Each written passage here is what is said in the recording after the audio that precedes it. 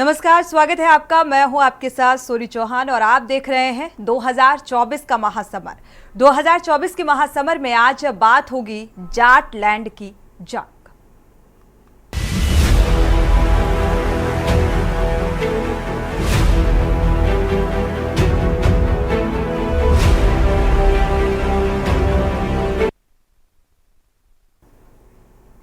लोकसभा चुनाव 2024 की जंग के ऐलान के बाद आज पहले चरण के लिए नामांकन का दिन था और यूपी में 80 लोकसभा सीटों में पहले चरण में 8 सीटों पर 19 अप्रैल को मतदान होना है और पहले चरण की जंग में जाटलैंड की 8 सीटों पर मतदान होना है। लोकसभा चुनाव 2014 में बीजेपी को जाटलैंड प्रचंड जीत मिली थी और 2019 का अगर जिक्र किया जाए तो लोकसभा चुनाव में बीजेपी को जाटलैंड में बड़ा नुकसान हुआ था और ऐसे में 2024 में जाटलैंड की जंग कई मायनों में खास हो जाती है। जाटलैंड में इस बीजेपी को आरएलडी का साथ मिला, जबकि 2019 के लोकसभा चुनाव में पश्चिमी यूपी के जाटलैंड में बीजेपी के विरोध में आरएलडी थी और बीएसपी और सपा साथ मिलकर चुनाव लड़े थे। ऐसे में इस बार पश्चिमी यूपी का जाट किस दल की खाट खड़ी करेगा और किस दल के ठाट बनाएगा, ये बड़ा सवाल है। दिल्ली की गद्दी पर बैठने के लिए चुनावी बिसात पर हर सियासी दल की मोहरे तैयार हो रहे हैं। सत्ता और सिंहासन की लड़ाई का आगाज हो चुका है, जिसमें 80 सीटों वाले प्रदेश यूपी में सभी सियासी दलों की नजर है, जिसमें जाटलैंड सबसे अहम है, जहां पहले चरण के लिए 8 लोकसभा सीटों पर 19 अप्रैल को वोट की चोट होगी। लोकसभा चुनाव के पहले चरण में देश में 102 सीटों के लिए 19 अप्रैल को मतदान होना है। पहले चरण में पश्चिमी उत्तर प्रदेश की 8 लोकसभा सीटें भी हैं, जिनके लिए नॉमिनेशन की प्रक्रिया शुरू हो चुकी है। यह सीटें सहारनपुर, कैराना, मुजफ्फरनगर, बिजनौर, नगीना, मुरादाबाद, रामपुर और पीलीभीत है। इन सीटों पर 2019 के चुनाव में बीजेपी को तगड़ा झटका लगा था। बीजेपी इस बार सभी 80 सीटें जीतने का लक्ष्य लेकर उतरी है और पार्टी के सामने जाटलैंड की कठिन जमीन पर कमल खिलाने की चुनौती है। इन सीटों पर 2019 के चुनाव में विपक्षी पार्टियां भारी पड़ी थीं, लेकिन इस बार बदले हालात में एनडीए और विपक्षी इंडिया दोनों गठबंधनों के समीकरण का भी टेस्ट होना है। जाटलैंड की मुजफ्फरनगर, नगीना और जैसी सीटों पर बीजेपी और राष्ट्रीय लोक दल गठबंधन का टेस्ट होना है। बीजेपी को आरएलडी से गठबंधन के बाद इस बेल्ट में बेहतर प्रदर्शन की उम्मीद है, तो वहीं सपा को पीडीए के समर्थन से साइकिल दौड़ने की आस है। जाटलैंड के मुजफ्फरनगर, नगीना जैसी सीटों पर बीजेपी और राष्ट्रीय लोक दल गठबंधन का टेस्ट होगा। बीजेपी को आरएलडी से गठबंधन के बाद इस बेल्ट में बेहतर प्रदर्शन की उम्मीद है, तो वहीं सपा को पीडीए यानी पिछड़ा, दलित, अल्पसंख्यक के समर्थन से साइकिल दौड़ने की आस। रामपुर, कैराना, बिजनौर जैसी सीटों पर पीडीए वाले समीकरण की परीक्षा होगी। ये 8 सीटें ऐसी हैं जहां जाट के साथ ही पिछड़ा, दलित और अल्पसंख्यक मतदाता चुनाव नतीजे तय करने में निर्णायक भूमिका निभाते हैं। 2014 के मुकाबले 2019 में बीजेपी का यूपी में 9 सीटों का नुकसान हुआ था। इनमें से भी अधिकतर सीटें पश्चिमी यूपी की थी। 2019 में बीजेपी पीलीभीत, कैराना, मुजफ्फरनगर सीटें ही जीत सकी थी। मुजफ्फरनगर में बड़े मुकाबले के जीत का अंतर 6,526 वोट का था। पीलीभीत में वरुण गांधी 2,66,000 वोट के अंतर से जीते थे, लेकिन कैराना में भी जीत का अंतर 1 लाख से नीचे ही रहा। रामपुर सीट भी अभी बीजेपी के पास है, लेकिन इस सीट पर पार्टी को उपचुनाव में जीत मिली थी। बीएसपी 3 सीटें सहारनपुर, बिजनौर और नगीना जीती थी, जबकि समाजवादी पार्टी में मुरादाबाद और रामपुर सीट जीती थी। सपा बसपा की 5 में से 2 सीटों पर जीत का अंतर 1 लाख के पार था। पिछले चुनाव में इस चुनाव तक गठबंधनों की तस्वीर बदल चुकी है। 2019 में सपा और बसपा के साथ जाट वोट बेस वाली जयंत चौधरी की पार्टी आरएलडी भी विपक्षी गठबंधन में शामिल थी। इस बार सपा का कांग्रेस से गठबंधन है, लेकिन जयंत की पार्टी बीजेपी के साथ है। बसपा किसी दल से गठबंधन किए बगैर अकेले चुनाव मैदान पर है। गठबंधनों में बदले गणित से सीटों के समीकरण भी उलझ गए हैं। जयंत के साथ अगर जाट वोट बैंक भी बीजेपी के साथ जाता है और बसपा अपना वोट बैंक बचाने में सफल रहती है तो सपा कांग्रेस गठबंधन की राह मुश्किल हो सकती है। विनीत शर्मा, स्पेशल डेस्क, के न्यूज इंडिया।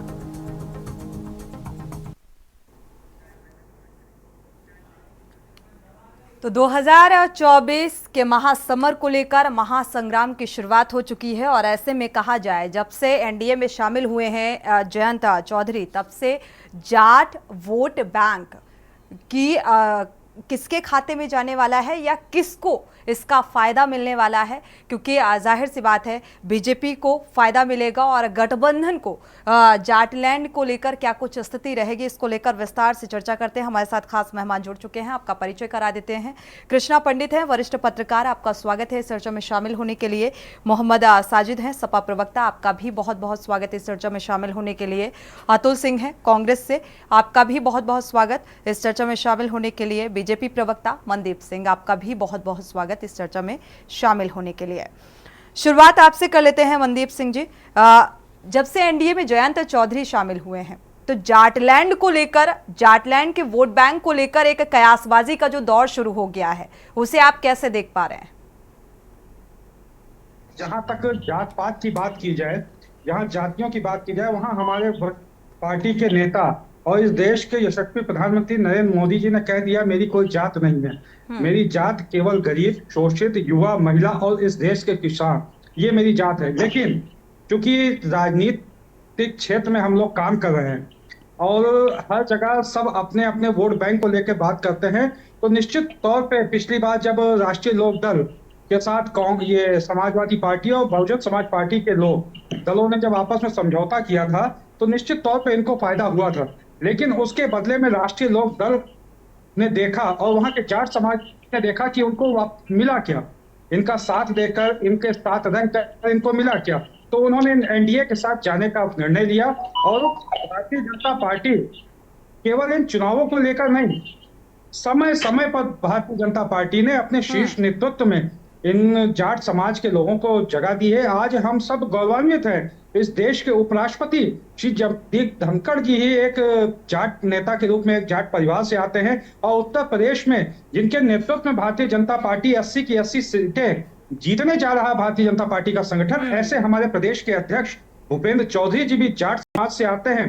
3 हमने 2 मंत्री बनाने का काम उत्तर प्रदेश सरकार में और कई मंत्री बनाने का काम हमने अपने केंद्र सरकार में भारतीय जनता पार्टी ने किया है। इसलिए कोई नए नहीं, ठीक है। ये जो 400 पार का जो लक्ष्य है बीजेपी का, इस पर वो कितनी खरी उतरेगी ये तो आने वाला वक्त बताएगा। लेकिन इस बात को भी ध्यान में रखना होगा बीजेपी को कि 2019 में 9 सीटों में अगर हार हुई थी तो उसको लेकर भी थोड़ा सा उस हिसाब से भी सोचने की जरूरत है। जाटलैंड में कमल खिला पाना इतना आसान नहीं है, चुनौतीपूर्ण रहा है सभी राजनीतिक दलों के लिए। रुक कर लेते हैं सपा प्रवक्ता मोहम्मद साजिद जी का। मोहम्मद साजिद जी, क्या देख पा रहे हैं, क्योंकि जाटलैंड को लेकर पीडीए की साइकिल जो है क्या असर दिखाएगी जाटलैंड में?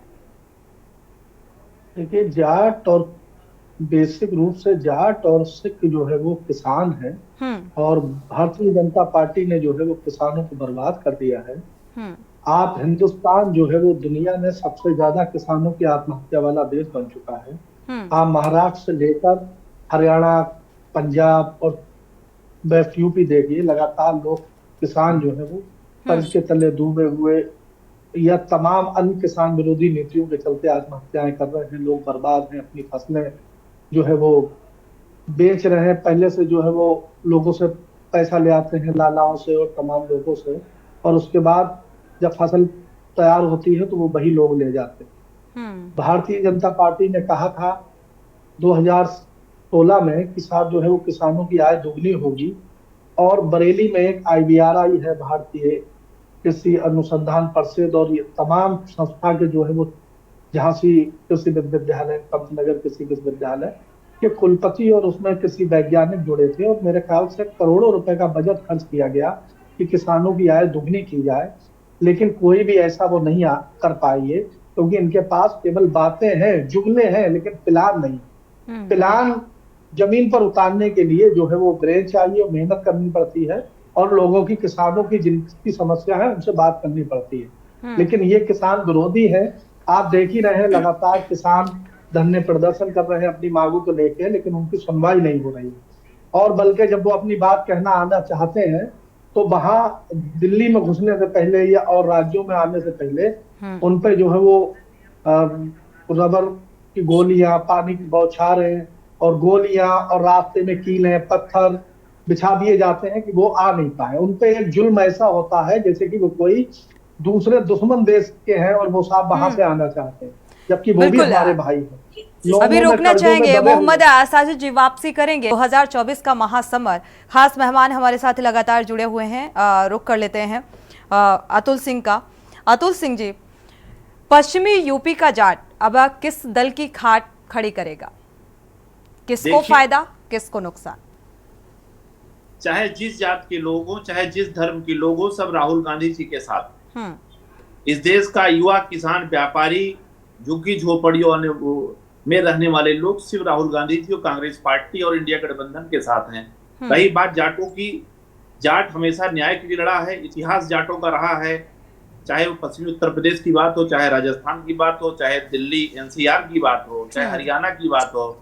अभी आपने देखा, क्योंकि जाट बहुतायत किसान है और इस देश के विकास में जाटों का बहुत महत्वपूर्ण योगदान रहा है। चौधरी चरण सिंह जी, पूर्व प्रधानमंत्री जी को 10 साल ये भारतीय जनता पार्टी की मोदी सरकार याद नहीं आई, लेकिन जैसे चुनाव आया उनको इन्होंने भारत रत्न से सम्मानित किया। ये बड़ी बात है। भारतीय जनता पार्टी को 10 साल नहीं याद आई, आपको 70 साल सत्ता में रहती याद नहीं आई। आपको 70 साल रहते याद नहीं, हमको 10 साल में याद तो आई। कम से कम क्या माने जाने वाले चौधरी चरण सिंह को भारत रत्न देने का काम अगर किसी ने किया तो इस देश के प्रधानमंत्री के नेतृत्व में भारतीय जनता पार्टी की सरकार ने दिया। आप किस मुंह से बात करते हैं? 70 सालों में आपको याद नहीं आई। मनदीप जी सुन लीजिए, भारत रत्न हमें कल भारतीय जनता पार्टी ने चौधरी चरण सिंह जी को आज भारत रत्न देने का काम किया। अभी आप बताइए, जाटों के लिए आपने क्या किया? पूरे 10 साल तक गाली देते रहे, जाटों को अपमानित करने का काम किया आपने।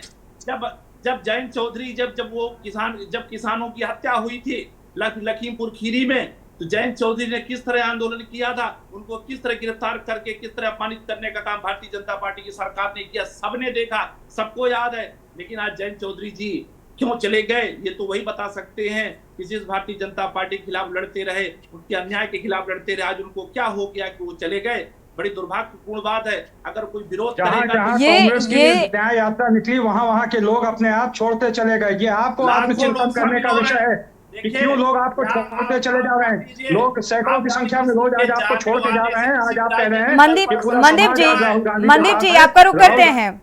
अतुल जी, अगर जयंत चौधरी एनडीए में शामिल हो गए तो इसमें भारतीय जनता पार्टी के ज्यादा सोचने से पहले मुझे लगता है खुद आपकी पार्टी को सोचने की जरूरत है।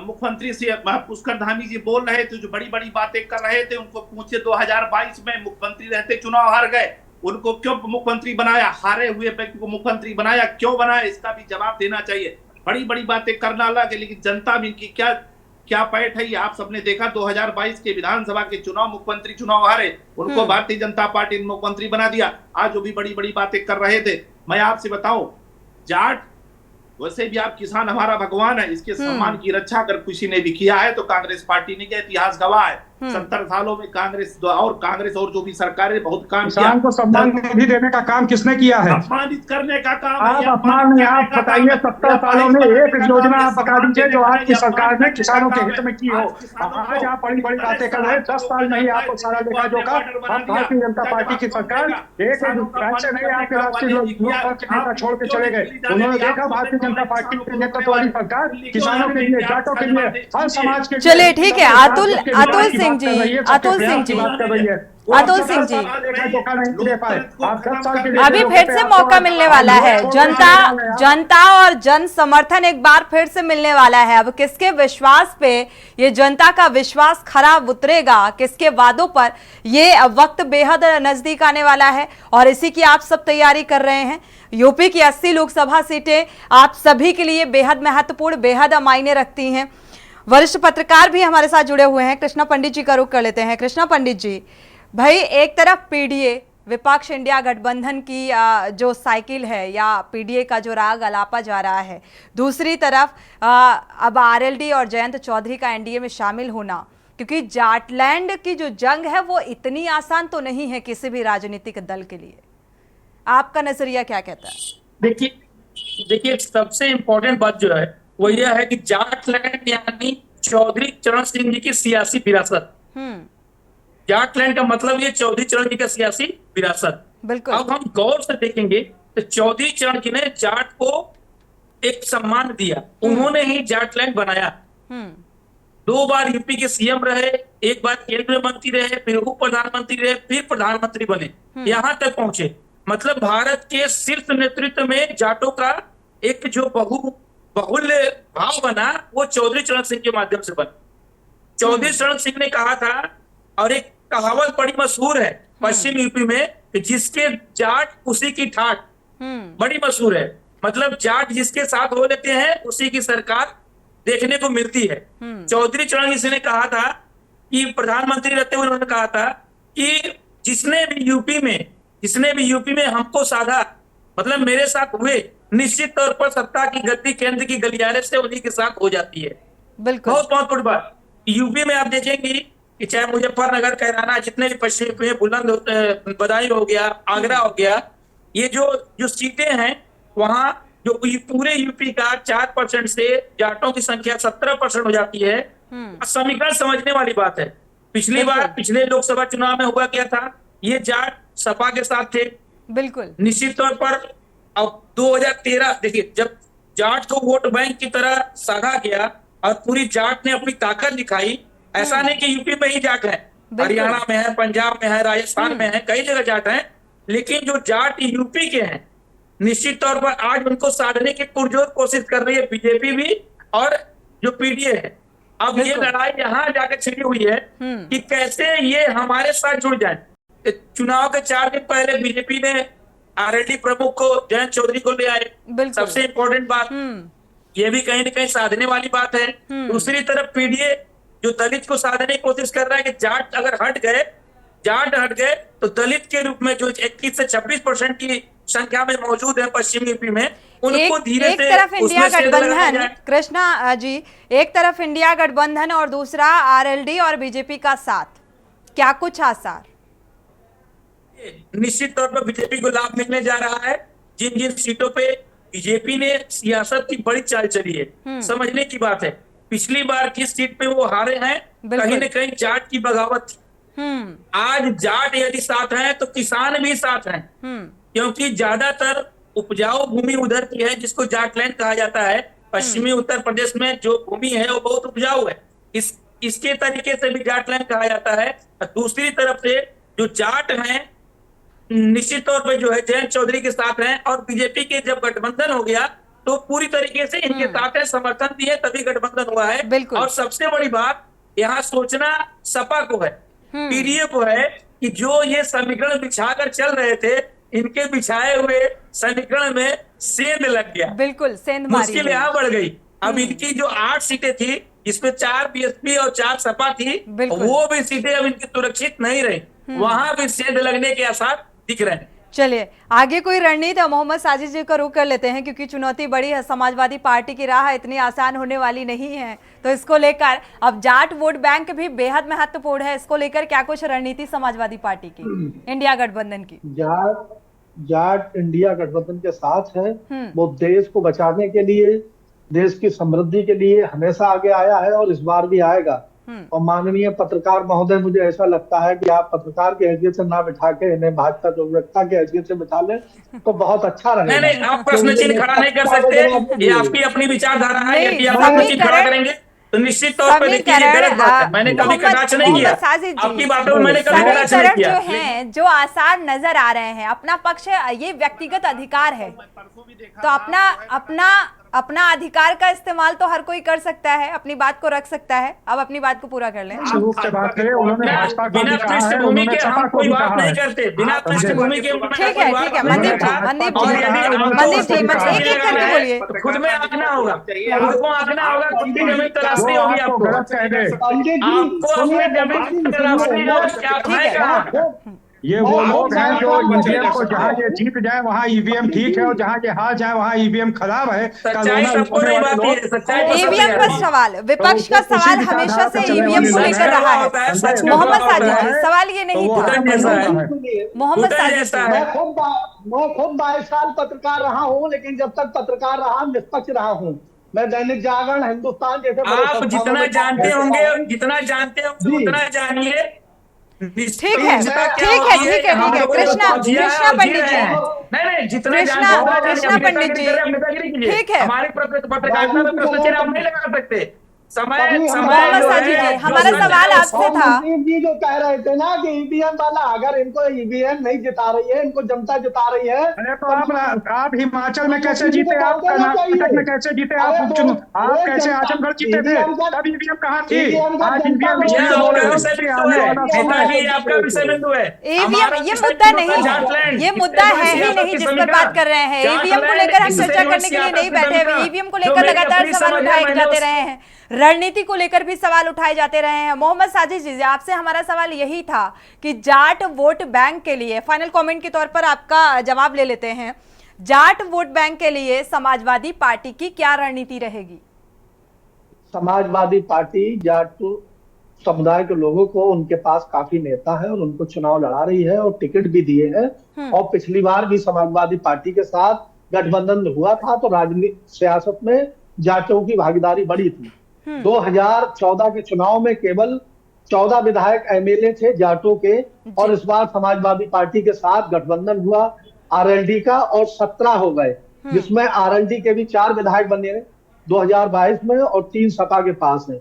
जबकि इससे पहले आरएलडी भी लॉस में थी और जाट समुदाय भी लॉस में था और सियासत में उनकी भागीदारी खत्म हो रही थी।